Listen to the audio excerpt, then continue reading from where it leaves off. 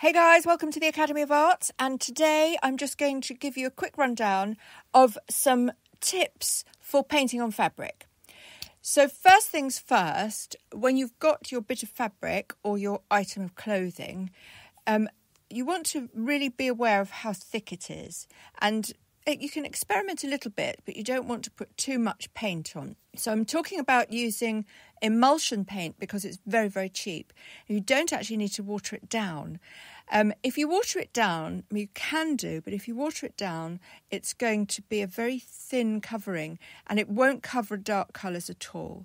So if you've got anything black or denim, blue, dark blue, mid blues, your coverage is going to be pretty bad and you're going to see the colour of the fabric come through, okay?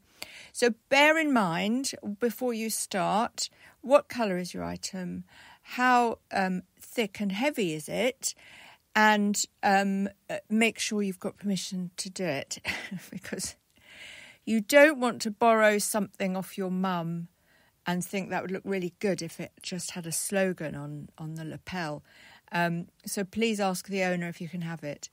I go to charity shops or thrift shops, as they're called in America, and I get some really cool stuff that's maybe a bit naff looking for some reason. And I just think to myself, do you know what, that's going to look brilliant after I've done something really funky with it. So I do a lot of protest eco art on mine because that's my sort of activism, and you can be an activist and an artist. Really, the two go hand in hand really, really well, because what you're making is something aesthetically pleasing, but what you're saying is something very important, and those two things blend like a really good hot chocolate, you know. So I just find, for me, creating a one-off that nobody else can buy, the pleasure in actually doing it, and then being able to have a message on it makes me really self-satisfied. And artists really respond to self-satisfaction. We want our message to be heard. We want to get out there. We want people to understand us. We want people to know what we like. You know, you might be doing a band name on your old school jacket or something. I mean, this obviously I was an ex-punk back in the day, and so I have this sort of punk ethic still, but I'm also now an avid collector of designer clothing and really high-end stuff. So it's quite a nice thing if you can pick up a designer item that's got a fault in it, a little bit damaged somewhere, because what we can do is we can create patches. So instead of painting the garment, for example, you would cut a piece of denim or something and you can turn that into your patch. So whatever it is you're doing, what colour is it? How dark is it? Is it going to be easy or hard to paint over? If it's really light, you won't even need to put an undercoat on of white. You won't need that. But if it's darker, you're going to need that. So you neither want it too thick nor too thin. I use it straight out of the pot, but one tip here to really be aware of is that if you leave the lid off for a long time, your water's going to evaporate and your paint's going to become inconveniently thick. It starts to set in a way, it starts to dry. You don't want that.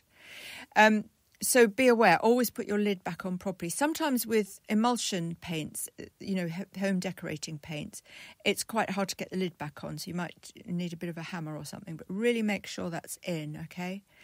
The thicker you have the paint, the more likely it is to crack. So if you're doing a jacket and you're doing the front lapel where you're going to, not the lapel, the front bodice area, if you're going to be sitting down and creasing it up a lot, it's quite likely to crack. Now that's usually okay for my work. It works really well because I do a lot of sort of graffiti, messy, scribble style art. And, you know, being creased just adds to it, or little cracks in the surface paint just adds to it. Would I want to do something like that on a tight dress? I'd have to think about it, but I am starting a tight dress today, actually, so you might want to join me later on this evening for a bit of live painting on fabric at the Academy. Really good fun. It's such a lovely experience to be part of, you know, to be creating recycled, upcycled artworks that are just totally unique. I mean, this is the thing. I think in a world of digital media where it's so easy to reproduce everything and to make, a million copies of the same thing that a million people see. It doesn't mean the million people want it. Do you see what I'm saying? I think people like to be independent thinkers. They like to think of themselves as such. And especially creative people, we want to be very different to everyone else. I mean, it's our right to be unusual and different and eye-catching. So, yeah, whatever it is that you want to do, think about it before you choose that item of clothing to do what it is you want to do. Now, the final thing for today's little tip, gems, if you're doing something and you want it to look like a cutout, so that, say, you're doing, let's say, a Cupid from the Sistine Chapel, that very ornate sort of Renaissance Cupid, but perhaps he's doing something silly because they're quite popular, aren't they? What you do is you chalk in your design using white chalk, first of all, just the outline of it, and then you'd paint your undercoat, your backing colour, the white, within those lines. And then when it's dry, and you're going to have to leave it a day or two, depending on what your heating arrangements are, you paint within the lines, and then you've got that cut-out feel, and then you can draw over the top of it. And this is really good for sort of tattoo-style paintings, which work just beautifully. And there are loads of really good sites that you can go on now and get free tattoo stencils. And it's just such great fun, and then you can colour them in however you want. Otherwise, if you don't want that cutout feel, you can do a panel.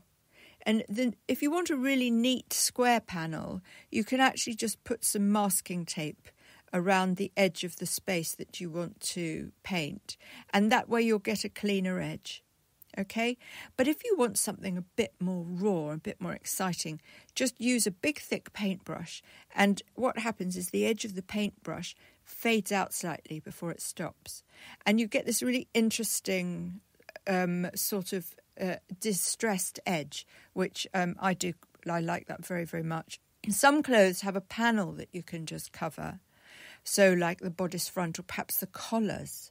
A collar of a jacket, you could just paint the collar. Do you see what I mean? And you can just slide a bit of newspaper or something under the collar so that you don't touch the bodice area. So those are my tips for today. So join me later on at the Academy of Arts, Telltale Club Academy of Arts, for a bit of live painting. Let's see how we get on and see what we do. Okay, guys, bye.